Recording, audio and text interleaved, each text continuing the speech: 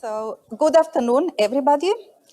We were told that because we have 1 hour delay, we are supposed to shorten this session and finish at 12:40, so that hopefully there will be enough food left for all that we are here in this room. So a few years ago, we were concerned with disruptive changes in the energy sector caused by renewable energy sources. Nobody could have envisaged that we would soon end up in a perfect energy storm and even more disruptive changes caused really by the shortage of natural gas and skyrocketing electricity and gas prices, more than 10 times. And that we will see the revival of fossil fuels. Yesterday and today, we heard a lot about the origins of these problems, but today we are going to look at the future and address these issues. What kind of electricity sector portfolio and safeguards are needed in response to natural gas shortages? What kind of emergency energy measures should be designed to balance social impacts with energy saving necessity? And what will be the future trends in energy price hikes, and what kind of mitigation measures should be designed to address them effectively? We have here a very distinguished group of panelists. So we have here with us first Mr. Majid Al-Moneef, who is the chairman of International Advisory Committee of KAPSARC. And in his energy role, he was also the Saudi Arabia's governor to OPEC and also vice president of World Energy Council, and also had also other important duties. Then we have with us Ms. Clara Poletti. Clara Poletti is chair of the board of regulators of the European agency ACER and commissioner of the Italian Independent Regulatory Authority for Energy Networks and Environment, and also the delegate of this Italian regulator to the Council of European Energy Regulators.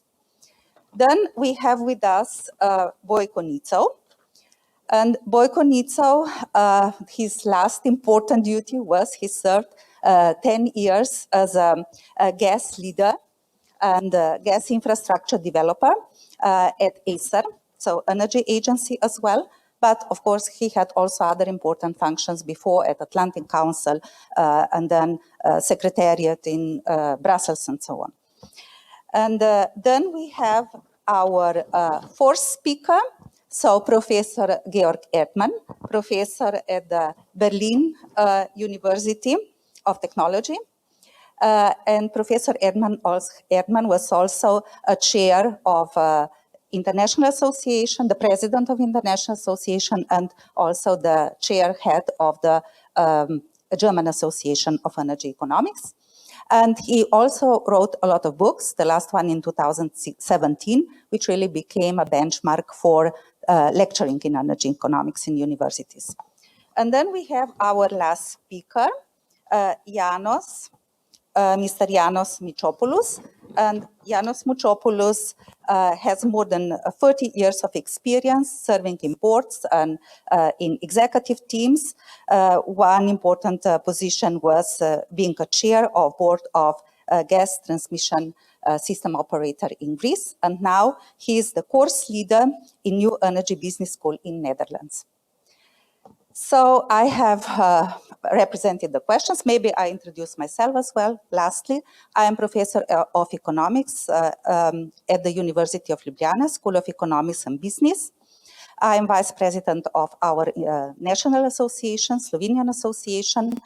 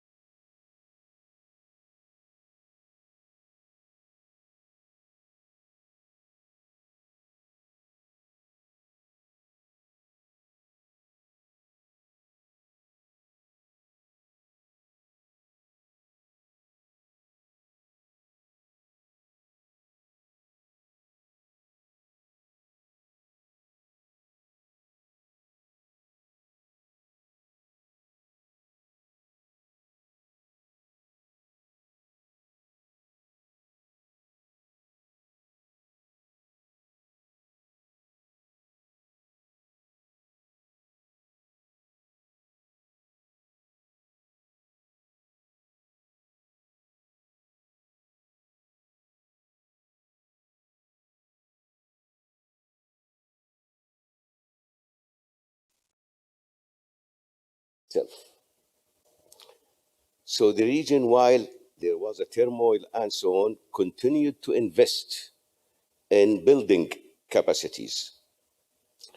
The last thing that we have done, for example, in the midst of the corona crisis, which has nothing to do with the Middle East or the globe, we have taken, at least Saudi Arabia and the UAE, the decision to increase our capacity by 1 million and the UAE by 300,000. So we are actually embarking right now on increasing our capacity and, of course, utilizing our capacity during this crisis. During this crisis, our production had increased by more than 1.5 million barrels per day compared to the year 2021. This is like for the past, the average for the past 9 months. What we also did while everyone was, all the industry was reducing investments, we actually increased our investment during the crisis. So we increased our upstream investment by almost 30%. And we have taken the other lesson that we have learned, that we have to also diversify our energy resources. So we're investing in gas production. We are increasing the production from our shale gas by something like 50% by the year 2030. So this also will add to our gas supplies and to our excess capacity in oil, because we'll be substituting gas for oil burning in the region. The other lesson that we have learned, while we thought that the region suffered also from the choke points, the waterway choke points in the Strait of Hormuz, in the Suez Canal, we also invested in diversifying the routes through, in the case of Saudi Arabia, through the pipeline to the west coast and the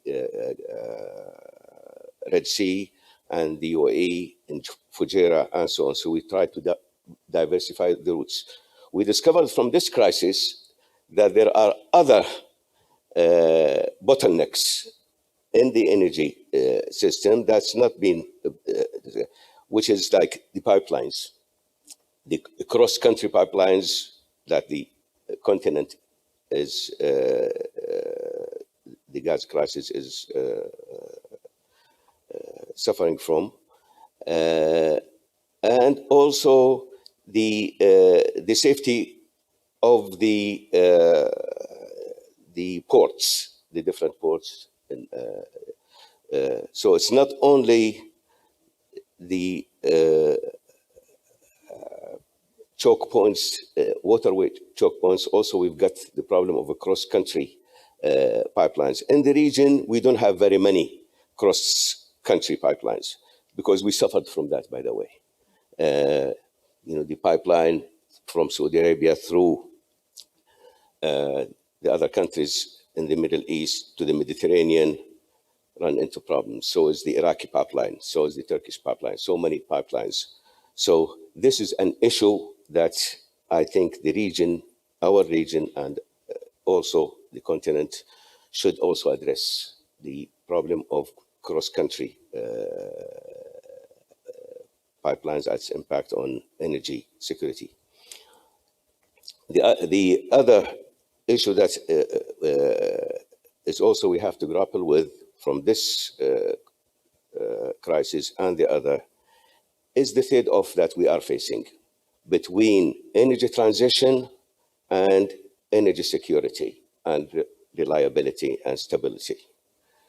There is a trade-off, and in time of crisis, you have to give some sacrifices, and the continent is doing this. At a time there was also a trade-off between investing in the traditional oil and gas versus investing in renewables. In the region, we're doing both. While we invested in our oil and gas resources, we are putting most of the returns we are getting from our oil and gas exports into developing our renewable sources. By the year 2030, most of our power sector will rely on something like 50% will rely on renewables. So we can invest in both. Countries have the capability of investing in traditional fuels because you've got some fuels that are actually transitional. They will transition us to a less carbon intensive system like natural gas. So we can invest in both. The last lesson to be learned is that during the crisis, there will be lots of policies taken. Those are transitory policies and we should not rush into concluding that the whole system will collapse. For example, now we have the crisis in the payments system, the payments of the energy, whether it should be dollar denominated going through this system and so on. That does not mean that the current system will collapse. Those are transitory actions that are taken that is impacting the payments system. That doesn't mean that the dollar will be dethroned from the energy transactions overnight. It will be with us for some time. It will take time and a smooth transition to dethrone the current payment system, because there was a rush to come to the conclusion that the whole payment system of energy is collapsing, and it is not. I've got others, but I thought those would be sufficient to look at. Thank you.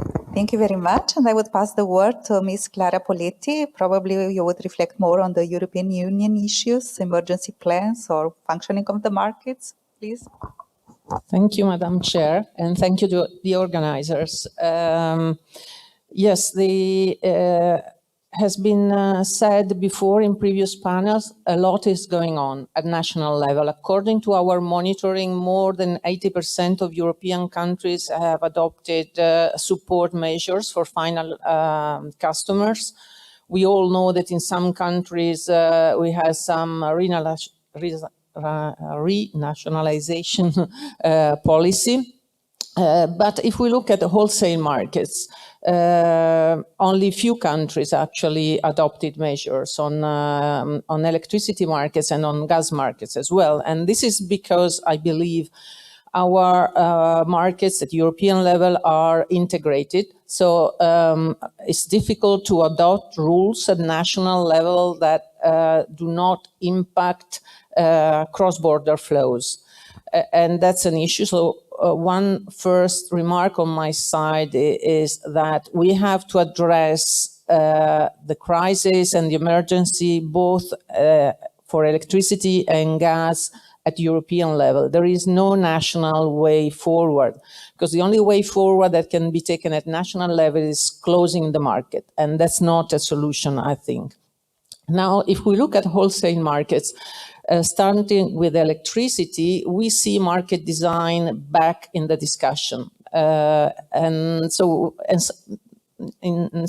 some instances, I think we are back to 20 years ago discussion. So is everything new on the table? I would say no. The discussion about system marginal price versus pay-as-B, short-term markets is nothing new, something we already knew. We already knew that higher volatility would come. We already knew that fixed cost plants would increase their share in the markets. But of course, this crisis is just accelerating the process and the problems. So I think how should we react? What can we do? It's important, in my opinion, to separate emergency measures from long-term infrastructural actions, because now we are focusing only on inframarginal rents, excess profits. We know how the concept of excess profit is slippery. So excess profit, inframarginal rents, splitting gas and renewables. I don't even know what that means. Are we going to split the market, to discriminate and have different markets when we spend 20 years just trying to have a joint efficient market? So is that the way forward? I don't think so. But does that mean that our electricity market is perfect? No, we need to improve it. We need new rules. We need a long-term reform, but that takes time, and it takes the help, the support of the academia, economists, technicians. We cannot be done overnight. And I think this is something that we that are experts, we need to say loud. It cannot be done before the end of the year. That's simply impossible to do.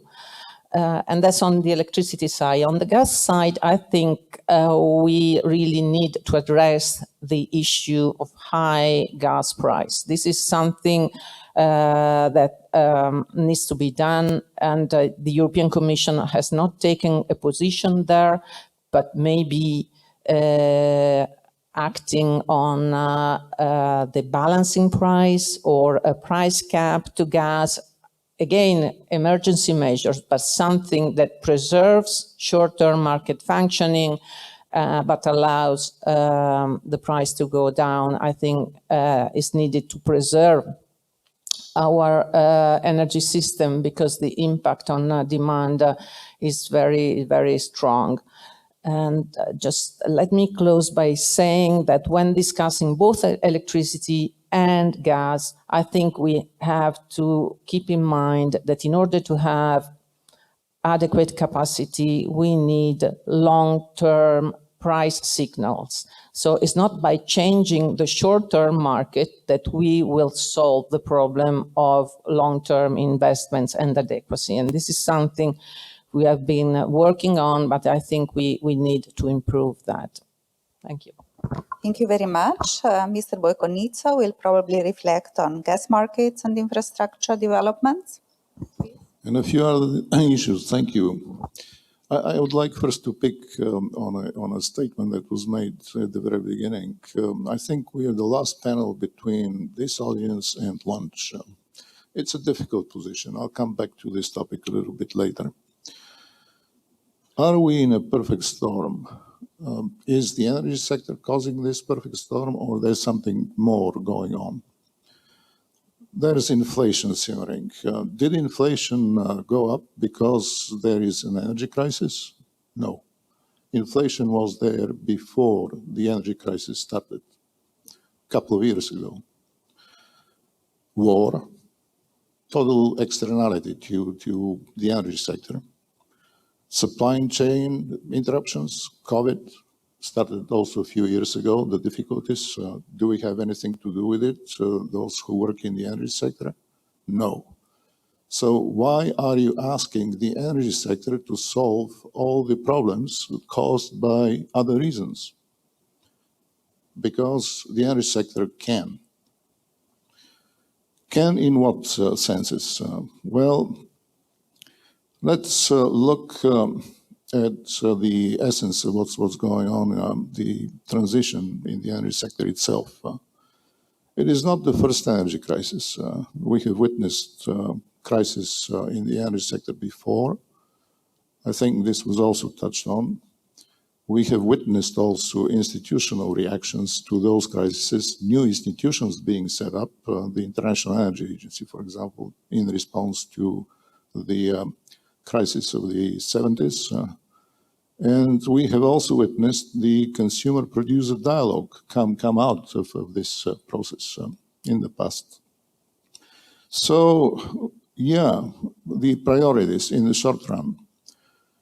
There's a lot of talk about curtailing demand, so dealing with the problem that we see, asking people to turn down air conditioning and heating a couple of degrees higher or lower, taking public transportation, using bicycles, whatever you have there. This helps. Demand side measures do help, and the European Union in particular is doing quite a lot to do something about managing demand in a sensible way. But in the short run, also, one has to talk about priorities in supply, and we do see a little bit of response there. The problem is the inertia of the energy sector. The energy sector cannot, just like this, open up the taps. Very few countries around the world have fields, for example, oil and gas, which the favorable geology of allows the tap to be turned to the left or the right, so without too much consequence in the long run for the field itself. So we should focus on one thing in the short run, I think, and that is consistency. Consistency in between the steps that different countries take. If you introduce price controls in one of the European countries, they will not work, simply because it's one market, and then you will see just how this diffuses across borders, and the effect would be overruled by the effects. Can you do it in the existing framework alone? That's another question which I don't have an answer to. Maybe somebody else could add on this topic.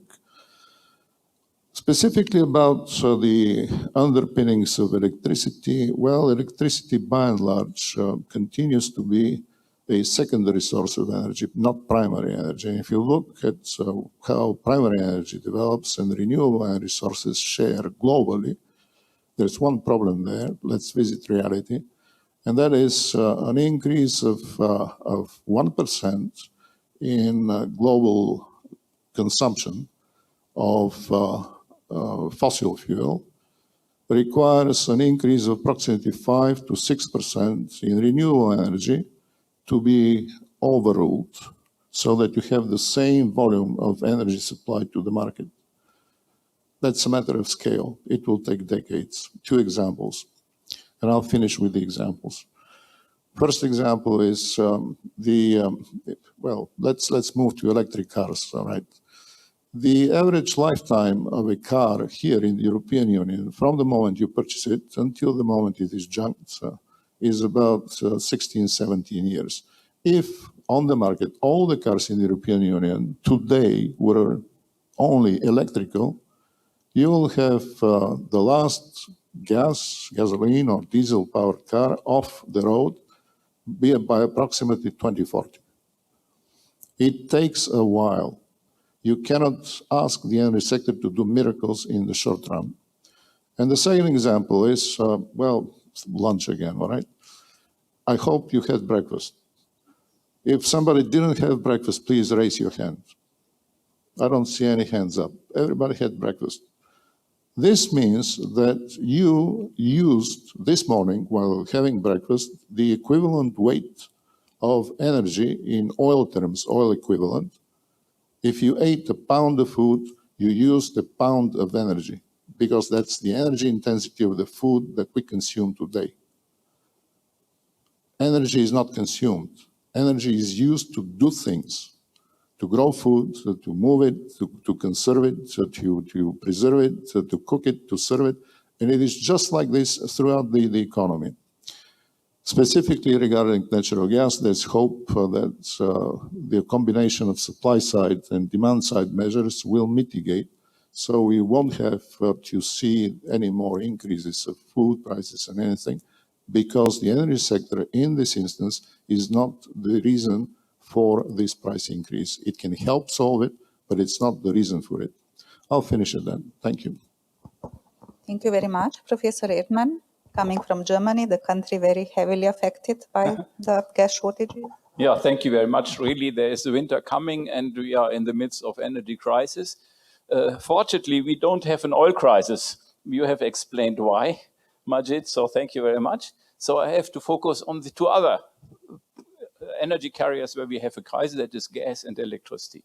And the dimension of the crisis are twice: physical supply and prices. Let's start with the physical supply. I don't think that we will have an gas problem this winter. Of course, there's no Russian gas coming.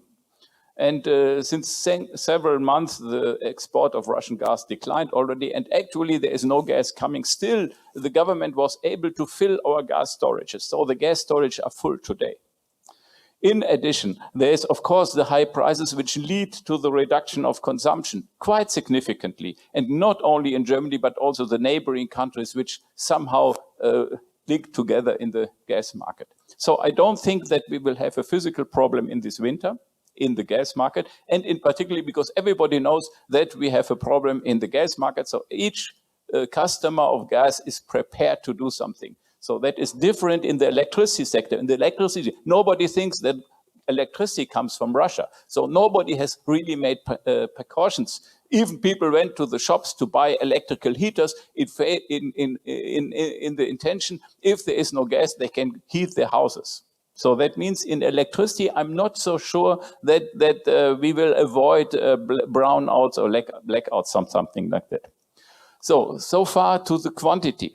Let us talk on prices. The prices is the real challenge this winter. And of course, the prices you have mentioned, it's not only the Russian embargo of gas. We have CO2 prices. We are skyrocketing. We have very high CO2 prices. We have the nuclear power stations in France which don't produce. We have the low. We have a very, very dry winter. And if the winter is very dry, then you have not enough water in the rivers. So the ships cannot come to Switzerland or to the industrial places because there is not enough water. So, and of course, you don't have, the summer was also very hot and very dry, so there was not enough cooling possibilities for power stations. So all this created a very high price. And of course, a very high price in electricity as well as in the gas is a good instrument for incentivizing energy savings. It is clear that also in the electricity sector, we are reducing our electricity consumption. Of course, people, the government, of course, this is the title of this session, energy policy and measures the government thinks they must react. And of course, one of the ideas the government wants to react is to put a price not on gas. Fortunately, it would be completely stupid to put a cap on the gas market, wholesale price. You have a crisis, you would increase the severeness of the crisis if the government would do in this way. But in the electricity prices, you can cut perhaps a price on the wholesale market, if it would be possible. And the European Union has made a proposal. It is 180 euros per megawatt hour. This is largely enough for all type of electricity producers to make some profit, but of course not an extraordinary profit. What is the problem of this proposal? And I think therefore it will not work. If we look to the gas market, we will have, in this winter, we will have floating gas storage liquefaction utilities too in Germany. So that means we will be able to replace a large part of Russian gas if in the middle of the winter our gas storage becomes empty. I assume that this will have an impact on the gas wholesale market price. And in the next year, 2024, we have 2 more gas regasification units, floating regasification units. So that means we can virtually replace all of Russian gas. So the question which was last in the session, somebody said, we cannot give up the Russian gas. Yes, we can. And in 2024, we don't need any more Russian gas. And I'm quite sure that it will be take very, very long time to again buy in significant volumes gas from Russia. So that is a problem, of course, not from us, but from Russian companies. So that means the gas price will go down. this will have an impact on the electricity price. The electricity price will also go down. And as you mentioned, Clara, that politics needs some time to implement. And until this 180 euros per megawatt hour is really implemented, it will take so much time that I think this instrument will not work anymore, because the wholesale electricity price in Central Europe will not be exceeding 180 euros per megawatt in the future. So that is my forecast in the next in this winter, and also maybe the winter after. Thank you. Thank you very much for sharing with us these optimistic views, because during the 2 days, I think, of the conference, we really became a kind of depressed for hearing only bad forecasts. So now we are coming to our last speaker, Mr. Yanos Mitropoulos. Please give us your views on these issues. Good afternoon. Thank you, Mrs. Chair, and thank you to the organizers for the opportunity. You realize I have a triple challenge. We're running late and we're getting hungry. Second is the second day of the conference, so a lot of intelligent points have been made already. And last, I'm the last of the panel, and some excellent points have been made already today. So I will not try to be clever, I will not try to be profound, just to highlight 2 or 3 points that I heard. First of all, I heard yesterday Dr. Fatih Birol, who I don't think he needs many credentials, particularly the whole the IEA. And he talked about some of the mistakes we made, and he clarified some myths, that nobody's a winner. And remember the point he made. By the way, later in the afternoon, he gave an interview, and he's been reproduced in the Financial Times, and he talks about the danger of a Wild West winter in Europe. And the danger is that different European countries or associations or nationals will take different views and different policies. So the point you made about it's really difficult for Europe to have a coherent response to it. Anyway, so these are the dangers that Mr. Birol or Dr. Birol has been saying. What also the experts have been saying, it's all about the energy mix. And that's something we keep forgetting. And more, again, the point has been made earlier, a lot of emphasis has been placed recently on the consumption, on the demand side. We try to electrify the cars, we try to electrify some islands, etc. But little attention was paid into the supply side. And we know now we found ourselves a little bit exposed, because again, I don't want to repeat the points, the gas being the fuel of the transition towards renewables. By the way, we all agreed, and it was made the point, if anything, we should be accelerating the energy transition, because why is that important? Not only to survive this winter, but for our children and grandchildren to have a chance of surviving longer term. That's another point. Now, we paid little attention to the security of supply. And again, I'm not an economist, but one thing I've learned, if there's challenges on the supply side, then the prices go up. So we need to be prepared for a tough winter. What is the right answer? And I will finish with that. Again, I'm not an expert on this, but I'd like to remind everybody the point that the chair of the Hellenic Association made at the very beginning, Spiros. He reminded us the word economy means management. And at the end of the day, we, collectively speaking, we paid as experts in the field to find solutions, management solutions. And some of these are difficult dilemmas. And the dilemmas that don't have an obvious solution. For instance, you talked about, Mrs. Poletti, you talked about short-term solutions versus long-term sustainable infrastructural solutions. So we need to learn to solve these energy dilemmas today and tomorrow. And we, collectively speaking, including the politicians, the private sector, the academics, etc. And we need to be taking some tough decisions. Some of them, they might appear a little bit controversial. For instance, we've been advocating the liberalization of the markets, and yet we read the news, Germany is thinking of nationalizing Uniper. Okay, this is the sign of the things we live. Just to finish on a positive note, I'm also optimistic. Despite the challenges, the energy sector has, and then the point you made earlier, the energy sector has seen many crises. We found the solution, and I'm confident we will find the solution to these challenges. I don't like to use the word crisis. We will find the solutions to the challenges. Thank you. Thank you very much.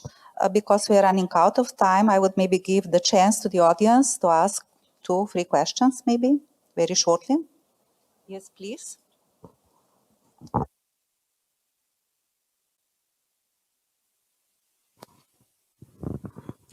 Thank you for the intervention in the panel. I know that it's late, but it's so interesting that we can prolong the consumption of energy that we had because of breakfast. One thing regarding the electricity market in Europe, as a regulator or as a member of the board of regulator, to what extent Spain and Portugal can just switch off the connection with France and it will work perfectly, not perfectly, much better than now. And I assume that we talk about an algorithm, which is the market. I mean, the price is an algorithm. But in Germany, he said 180, it's not going to work. But how much gas and coal are going to use this winter? About 50% of the electricity is going to be coal and gas for the electricity. But my question to you is, you said that with the regasifications in the northern coast of Germany, you can, in a year's time, not to need any more Russian gas. I'm not betting on any, as I say, breaking down of the electricity system.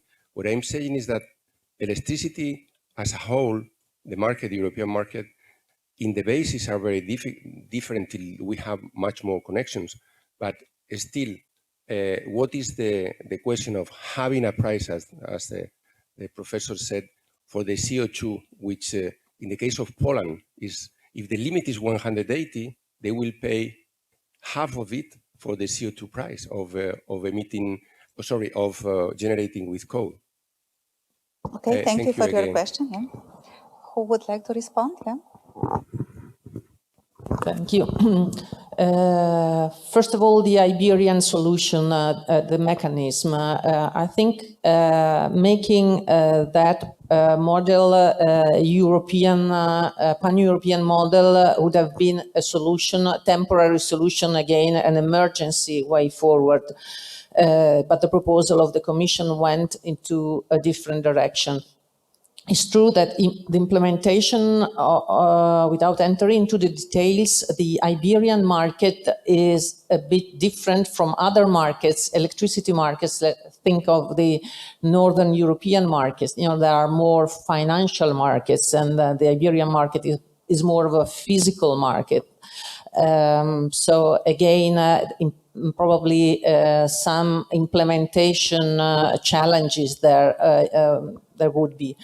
But it's important to stress that the Iberian solution probably could increase the overall consumption of gas in Europe. And that's a point we are already seeing. Gas generators, the demand of gas coming from electricity generators has gone up this summer because of all the elements that have already been mentioned. So we have a sort of feedback from the gas crisis into the electricity crisis, or challenges, don't call them crisis, and then back to gas. So, but that's a marginal point. In terms of mechanism, that would have been a possibility.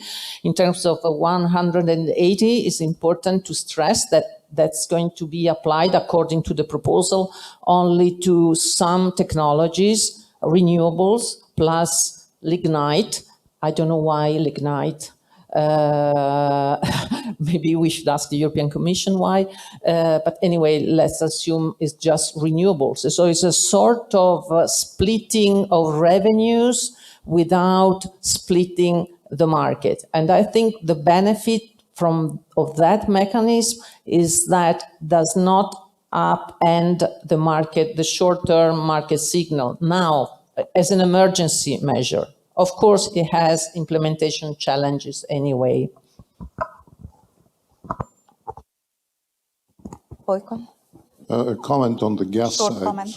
And the fact is that a lot of effort has been put recently to build up the ability of infrastructure, gas infrastructure in Europe, so that you can physically move gas from point A to point B throughout the European Union. This is not yet quite there. The Iberian Peninsula is very weakly connected to France. The gas pipeline doesn't have much capacity there, even though it is capable of reverse flow. You cannot move gas from the Balkans to the Baltics. Until very recently, the Baltics themselves were not connected between themselves. This is all very recent. You cannot move gas from Netherlands to the Balkans. Physically, you cannot get it there. This is yet to come. And the question mark there is, do you actually need this? Actually, if you have a market which allows for swaps, for greater use of LNG, which can be delivered to various points, so probably you don't need such an extra capacity. But for the time being, the diversity of markets, let's say, is something which has to be considered in the case as well, on the gas side. Thank you very much. I would just give the final word, final statements, the opportunity for participants. So to tell the final statement. Can I start? Go reverse the other order. way around, no? Yeah, because we all trying to finish on an optimistic note, and we said the industry and society at large will find the solutions. I just hope the solutions are blending the best of the old, avoiding the mistakes. They are pragmatic, and above all, they are sustainable.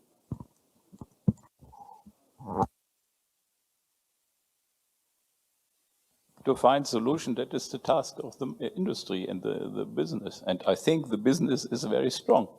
Of course, you have now, Uniper is now a nationalized company, but this still works according to the rule of the market. And so they will try to contribute to the solution. And I think, and of course, we have the government. It's good if the government does something. But the problem, until the measures that the government could implement today will be effective on the market, the winter is over. We are talking on the spring and on the next winter. And this is the problem, but I'm sure the business and also the consumers are very strong. I, for example, myself, I tried to empty my freezer. I want to shut it down in this winter. So these are really behavior changes we need. To add a little bit of flavor to the foods, I would suggest thinking about energy efficiency in two flavors. One that is improving the efficiency of the existing system. There is an absolute kind of limit, and that is the physical efficiency of the equipment in thermal terms. The boiler that you have cannot be more efficient than, let's say, 70%. If it is classic, more than 90% if it is condensing type. What you can do is marry to the existing infrastructure smart technology so that you optimize the performance of the existing systems. That's your efficiency short term. And in this conference, there was quite a lot of comments made on this flavor of efficiency. The longer term efficiency of the energy system is defined by something completely different. It is by the thermal efficiency or energy efficiency of the devices that go with the system. Believe it or not, the total number of such devices in use today is about 30. For example, thermal to kinetic energy, that's the internal combustion engine, the steam engine, the gas turbine, the Stirling engine, that's about it. You don't have more devices, and each one of them has its specific limitations regarding efficiency. There's one new type of device that appeared on the market over the last 30 years. That is the blue light emitting diode, which allows lighting to be the daylight, right? For which the inventors got the Nobel Prize. So we need more. This is the message, actually, that I would like to share with you on this topic, energy efficiency, two flavors. You need to support more R&D. That's where you need to spend more money if you wish to have an efficient future energy system?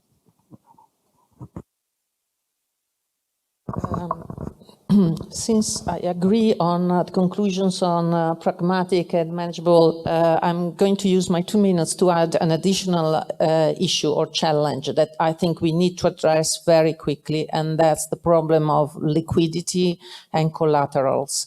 The increase in prices has created enormous financial problems to market operators. Some countries had the luxury to have the money to buy off market operators that were in trouble. For some others, this is not a viable option. So we are running the risk of a real disruption there, and we cannot afford that. Thank you. Yes, please, the last word. Mr. I agree with all that conclusion, but policymaking should avoid, panicky decisions, to take decisions in a time of panic. And we should learn from the crisis itself. The crisis had taught that market had worked. There was a redirection of trade flows, and it impacted, and actually it eased the pressure compared to the beginning of the crisis. The last thing is just the messaging, how the policymakers should communicate the message to the public. It is something to position yourself, and another thing is that how to deliver the particular message of a particular decision to be taken. The importance of messaging. Communication with the public. Yeah? So you gave us a lot of insightful ideas, a lot of food for thought, but I think we really need real food now. So I would like to close the session and thank you all.